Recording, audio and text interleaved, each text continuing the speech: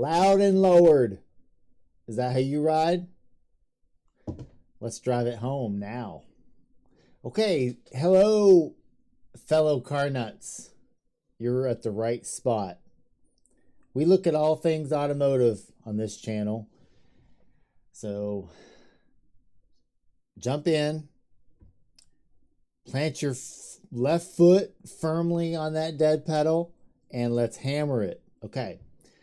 So today we are looking at a viewers request for us to review their chosen ride. I guess their chosen what would you call it? Well, let's just dive in. We'll see it. Here I'm going to show you the ad here on Facebook Marketplace for a Mustang. Yes. A 2007 Ford Mustang GT Premium Coupe. So their question today is, what do you think of this? And so we're going to tell you, what do we think of it? And you can jump in the comments and let us know at any moment what you think of this car, or what you think of what we think about this car. So let's go. So again, this is a Ford Mustang GT. So obviously this is going to be an interesting thing because Mustang drivers are a different breed in the automotive world. And we'll get into that in a few minutes. But basically, we're looking at a, late 2000s Ford Mustang. This was the renaissance of the retro looking body style that came out in the 2000s. So, one of the better looking ones of the generations, I would say, but you can let me know what you think. So here we have, this is a it's got 190,000 miles, automatic. I kind of cringy there, automatic, but depending on who you are, automatic might be the way you have to go with it. Blue, tan interior, and whatnot. So let's go down here and look at the seller's description. We're going to do this while we look at these pictures of this car. The description says, loud and lowered Mustang GT, rebuilt title, looking to sell and possibly trade, has little dents and paint chips here and there. Only big issues are the rear bumper, rear quarter panel, and there's some bigger dents. Actually, they say there's some bigger dents. Oh, fun. Bigger dents. What is that? I don't know. Is that extra large?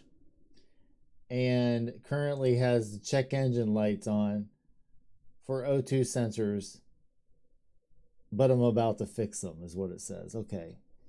So let's think about this. As you probably are thinking, Mustang drivers. Yes, this is a Mustang driver. At least the description kind of is one of those ones that we would expect to see from somebody that would be called a Mustang driver. For example, what we have here.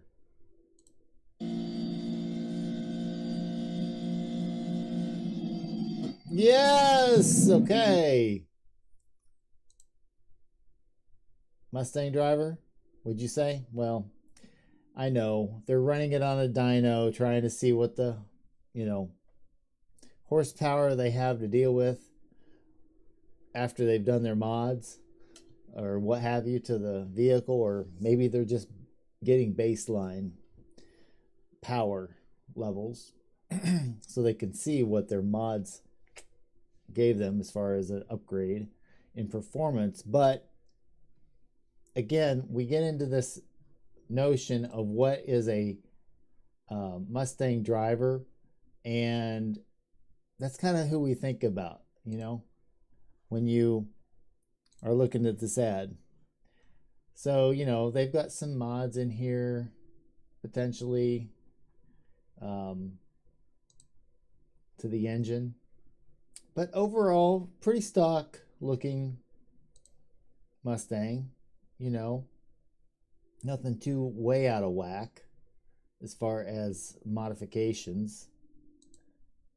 Real respectable looking, you know, with a few, like it said, scratches and dents here. This is the scratch and dent sale. But overall looks good. Interesting looking car. But then again, you have to wonder, you know, when they got in this thing and they moved the lever back to drive, and they put their foot in the accelerator, do they know what they're doing? You know, were they able to keep the thing between the ditches, as we say, or as some folks say, unlike some of these other guys that are a little less, well, what would you call them? Less risk averse. They're more risk tolerant. So, like this guy. Hello. That didn't work out too well. There it is. Yes. That's what we think of when we think of Mustang driver. Why? Because these compilation videos drive it home. Welcome to driving it home, by the way. That actually, good segue. Take a second to like the video now and share it, because you know you're going to love this video, especially with the content we bring into you right here. And also feel free to drop a note into the comments for if you have a certain car you want us to review here on Driving It Home, whether that's on Facebook Marketplace, Craigslist, or any other publication. Let us know what you're looking at out there in automotive land, and we'll drive it home. Okay, so now let's keep driving it home, and later you can subscribe. Right now we're going to dive in again and look at this ad. Now, this is in somewhere in Tennessee, so pretty close to some of our viewers out there. Fairly close to this viewer. They are located in Georgia, and so they're interested in this vehicle. I would say, okay, from a standpoint of Mr. Driving It Home Dad, you know, you're asking me, what do you think about this? Is this a scam? What is this? I would say this is probably a pretty decent ad for somebody that is on the up and up. They've got a regular, you know, profile. They joined Facebook in 2019, according to this, and they are, you know, they've got a pretty good write-up. I mean, it does not look like a write-up that you would see from a dealer per se.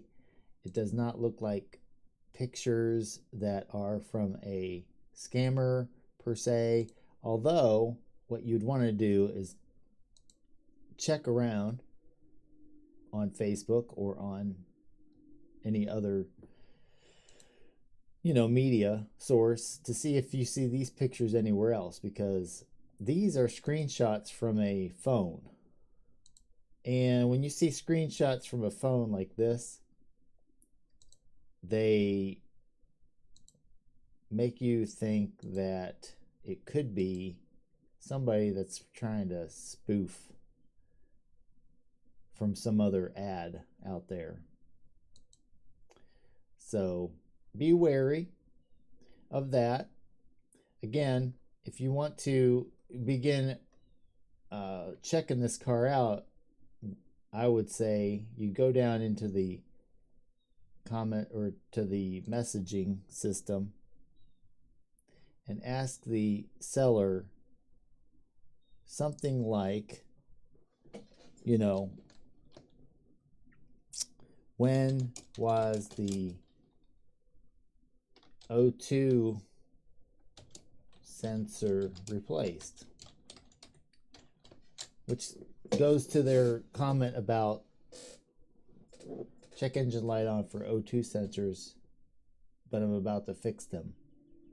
If you say, ask them when were they replaced, that gives them a chance to say, oh, by the way, yeah, we're on the up and up. We are fixing these issues. Sorry, easy for me to say. And this is when we did it. Or, oh yeah, that issue that I was going to fix that I said on my description, I'm still planning to fix it. Here's when. This ad was put up on Facebook Marketplace 6 weeks ago. So that, you know, it's a tough market out there. That says they haven't sold it yet. There's many fish in the sea out there, especially for used Mustangs.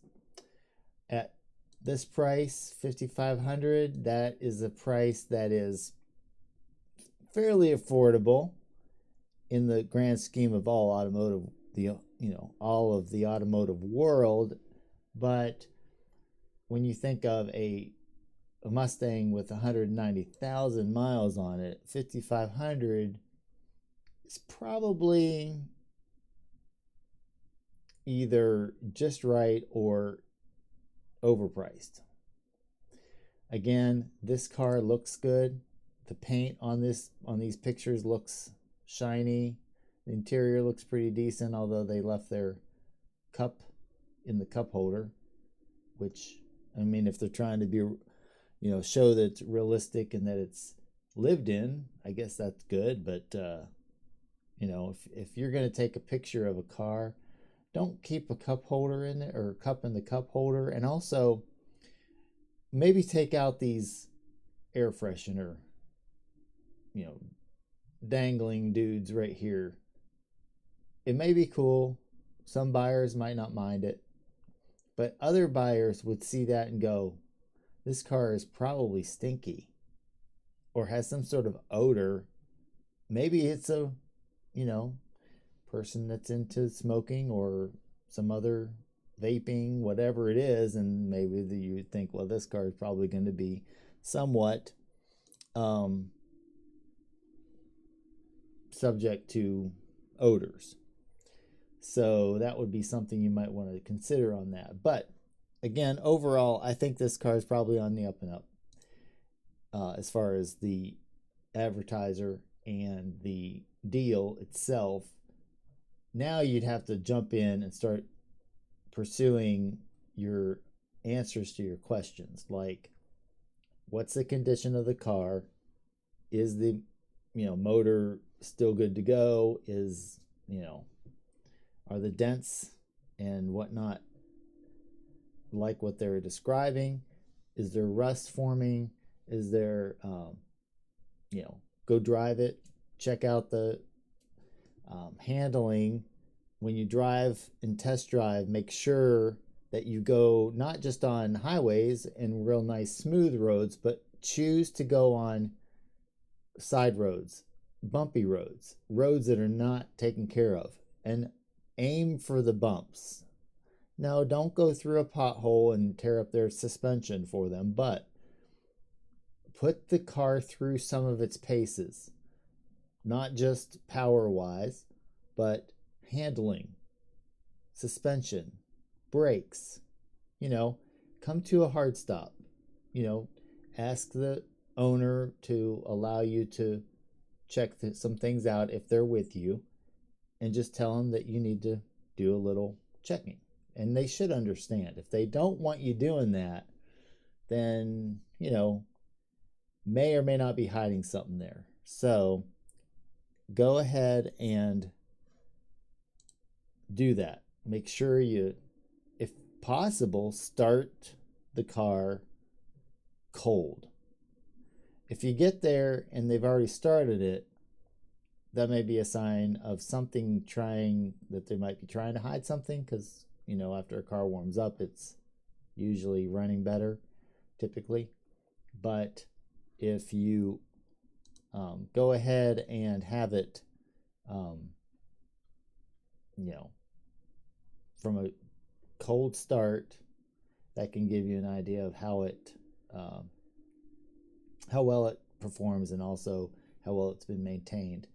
Plus, it gives you a chance to hear some nuanced sounds if you're got a good ear, or if you are taking somebody with you that has a good ear for listening for valve chatter, or for something in the exhaust note that says, there's a problem with a miss in the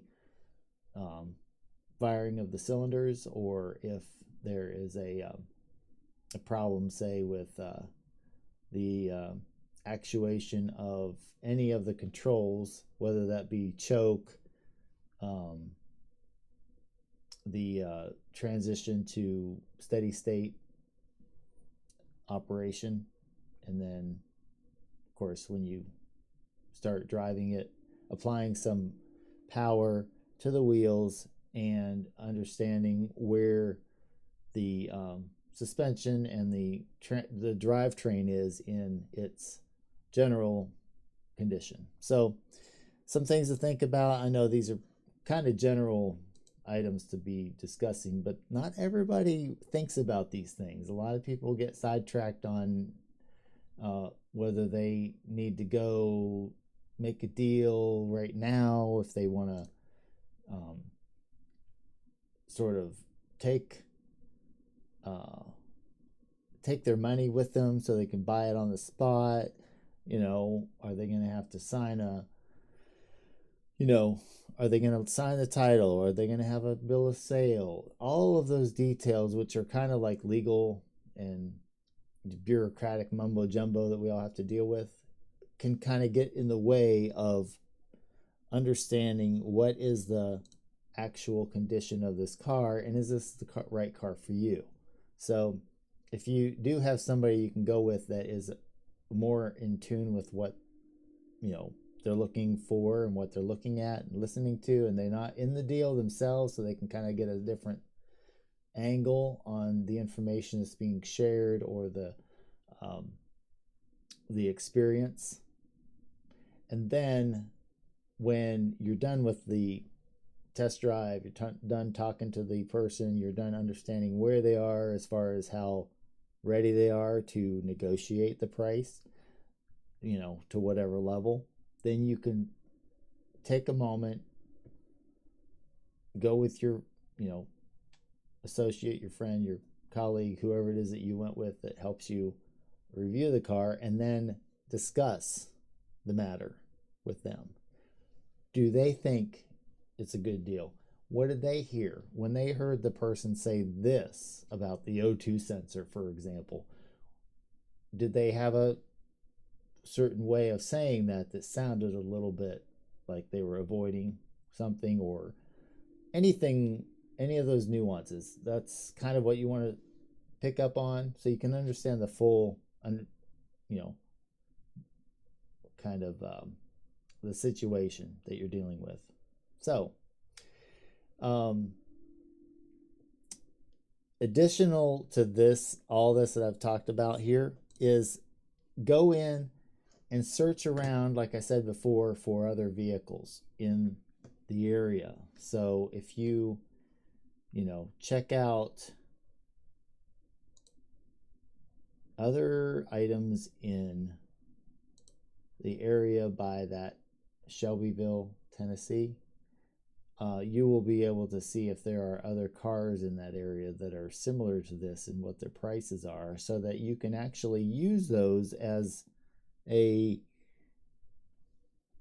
alternate option not just for, say, going to look at it and shopping all the different cars in the area, but also so you can legitimately tell that person that you're about to go talk to um, that you have found some other cars in the area you want to go check out, so they know there's competition, and also they can then uh, determine whether they want to, say, work with you on giving you a better deal, or also realizing that, yeah, you are going to be going around looking at different cars. So when you say, I need to go and think about the car they're selling, to go look at other cars and to consider the deal, that puts them on notice that they have to be ready to negotiate. Um, Also, if you go look at the available cars in the area and you see other cars, that also gives you a psychological edge, because the problem, if you go and just look at this one car and don't know what else is out there, you feel a sense of urgency to buy this car because it's the only one of this type out there, potentially, in your mind. And it's only a mind thing. What you really need to do when you go check out these cars is to get your mindset in to the idea that this is one fish among many that you are going out to, look at. So there's lots of options available to you, so you can be sort of picky, if you will, or you can pick from the run, or the pick of the litter, if you will. And when you get that mindset, when you have that edge and you go into a negotiation, it gives you an added level of confidence that you can go into that deal with, to further expect further discounts or whatever it is you want. If you want a low ball and you don't care if they laugh you out of the property, that's one thing you can do. If you want to go in and kind of go in low but not too low and then see where they go with it, the confidence you have from seeing what else is out there and checking other pricing will further your ability to make that deal happen, and happen on your terms. So take that as it is and join us again next time. Take a second to like and share now this video. Come back again next time. Make sure you subscribe, because we got more content, not just about shopping for vehicles, but also checking out actual vehicles on dealership lots, reviewing how those deals go through, and many other things that have to do with automotive enthusiasts and aficionados and car nuts looking at things like cars out there. So please leave a comment about your experience with Mustang drivers, with Facebook Marketplace scams, or deals that actually turned out really well for you. And just feel free to share your story, your favorite stories, down in the comments below. We'll see you next time here on Driving It Home.